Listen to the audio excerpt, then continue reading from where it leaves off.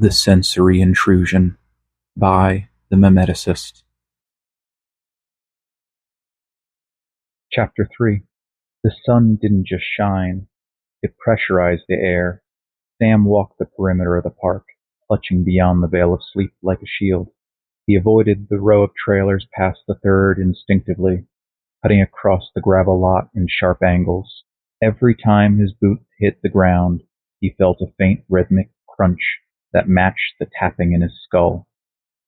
He found the old Indian man, known to the park as Arjun, sitting on his usual plastic crate near the community tree. The stench of the rotting grapefruit was a physical wall, sweet and sulphurous. Arjun wasn't looking at the horizon. He was looking at a single fallen fruit that was half melted into the dirt. As Sam approached, the old man didn't move a muscle, but his voice drifted out like smoke. "You are carrying the weight of 1,000 echoes, Samuel." Sam stopped, the silver tape on the book's spine catching the glare. "It's just a book, Arjun. Research for the plot in Welton." Arjun finally looked up. His eyes weren't focused on Sam's face, but the space just behind his left shoulder. He made a slow, deliberate movement with his fingers, joining the middle finger and the thumb to symbolize the void. "In my country, we say silence is the first language, but this..." Arjun gestured to the book. "This is not silence. This is the sound of a mouth waiting to be filled. You think you are sifting for gold in the desert, but you are only sifting for a reason to disappear." "I'm just looking for the truth."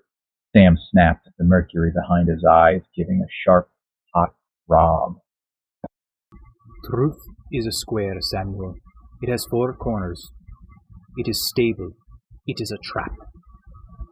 Arjun pointed at the rotting fruit. "Look at the rot. It has no corners. It only has the buzz.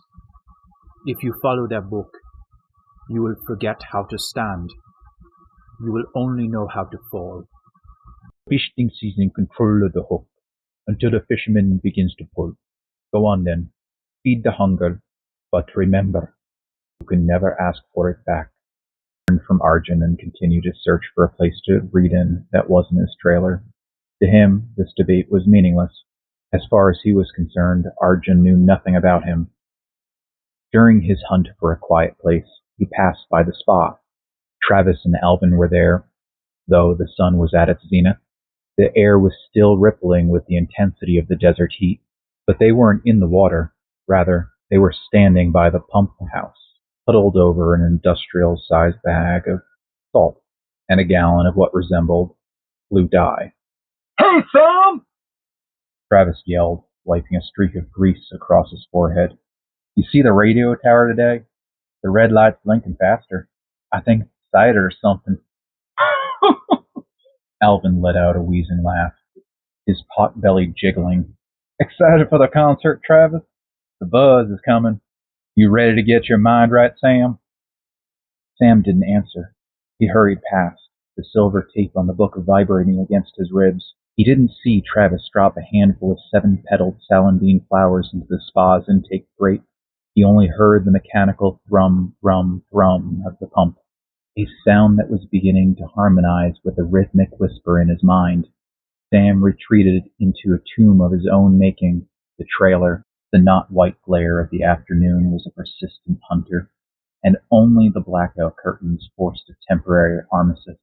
He closed the door, the deadbolt clicking into place with finality. The trailer was sweltering, the air trapped and tasting of scorched dust, but the AC unit remained off. The hum of the motor was a low-frequency distraction he couldn't afford. Reaching into the pocket of his cargo shorts, he pulled out a small, translucent river stone he had found near the Welton plot. It was smooth, shaped like a flattened thumb. Without hesitation, he placed it under his tongue. The mineral tang of the stone was a grounding wire. As the saliva broke down the microscopic layers of silt and quartz, he felt the stone tasting fight back against the creeping sensation. For a moment, he wasn't a vessel. He was a geologist. He was a man of the earth, not the air. He sat at his small laminate desk, its modest surface lit only by a single battery-powered lantern. It was a simple lighting device, its base fitted with a dial that skipped the 4th brightness setting. Obviously, Sam opened one of his new journals, a paint canvas that beckoned him with its clean slate. Arjun is watching the rot again. He speaks in circles, trying to lure me into the 3. He says truth is a square, a trap. He doesn't understand without the square, there is only the spill. Without the 4 corners, the roof collapses. I tasted iron today, not the stone, something deeper. It felt like a needle threading through my soft palate. The tapping is no longer coming from the walls. It's a haptic response in my jawbone. Tap, tap, tap, tap. The book is heavy. Not the paperweight, but the mass. Displaces the air in the room. When I set it down on the desk, the dust motes didn't just scatter. They aligned. They formed a pattern I've seen before in the sand. I am the confident. I hold the reins. I am sifting the noise to find the spark, but the stone in my mouth is starting to feel like a seed. If I swallow it, will I become a tree? Note, avoid the flamingo woman. Her pink is a frequency bleed. She is decorating the bars of her cage. I must focus on the quiet. I must know who was before I am. Sam spat the stone into a glass jar, filled with a dozen of its brothers, each one a day of resistance preserved in salt water. Picked up the pen, his hand trembling with a fine, high-frequency vibration. He didn't write his name at the bottom of the page. He drew a 7-petaled flower, but this time, the center of the flower wasn't empty.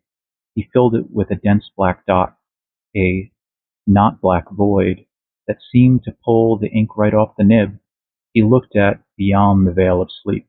The silver tape seemed to shimmer in the lantern light, mimicking the not white tendrils of the broadcast tower. He reached out, his fingers brushing the yellowed tape. Tap, tap, tap, tap. I'm listening, Sam whispered, his voice cracking.